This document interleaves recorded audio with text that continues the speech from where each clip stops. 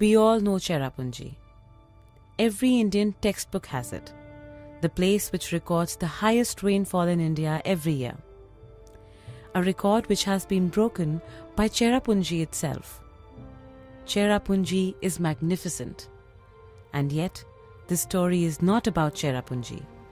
It's about a little village called Wahken, a 2-hour drive away from Cherrapunji. Wahken is much unlike Cherrapunji. It is not in any textbook or travel guide. In fact, until a while ago, this village did not even exist. This is the story of how Wahken came to exist. Many, many years ago, 2 communities lived on 2 different mountains in the Khasi-inhabited region of Meghalaya. They were at war with each other. War back then was, of course, not what we know it as today. There were no automatic weapons, no organized armies, no checkposts, strategic planning, or nuclear warfare. It was simple, plain headhunting. Yes, slashing each other's heads off. That's the way it went in old-school Northeast India. One day, in the process of this war, one of the communities slashed off the head of the other community's Sardar.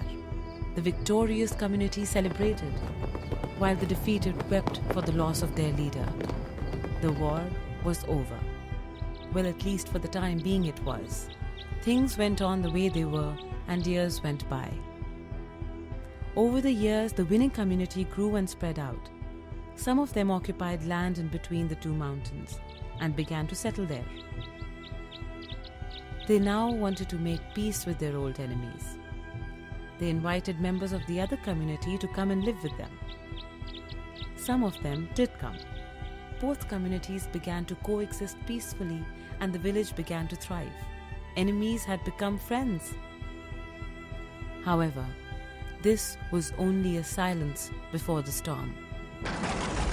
The community that had been wronged could not find peace. They demanded revenge. There was communal unrest in the village. Things were becoming very bad. A wall of hate was coming up between the 2 communities. Both communities now had only one leader. He was the protector, and it was up to him to find a way to restore peace in the land between the mountains. Langdon was his name. Langdon was unhappy because his people were unhappy. He sat up through days and nights without food or sleep, praying to the Mother Goddess Ramdev for wisdom to take the right decision and put an end to the strife of his people. At length, the wisdom came. Langdon knew that there was only one way to bury the hatchet forever and bring lasting peace to the land.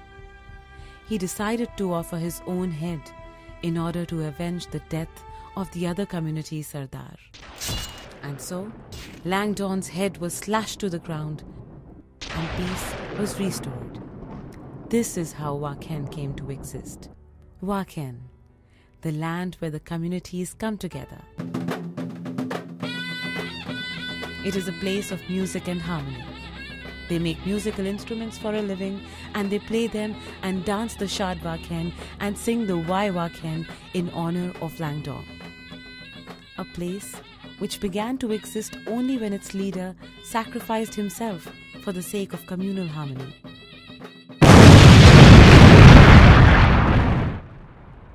And here's the most often written and told story of our existing world and its wars. This is the reality of our times, and we can't really question reality, but what we can do nevertheless is look back and then look ahead, like Langdon did, and ask ourselves, who's really winning this war?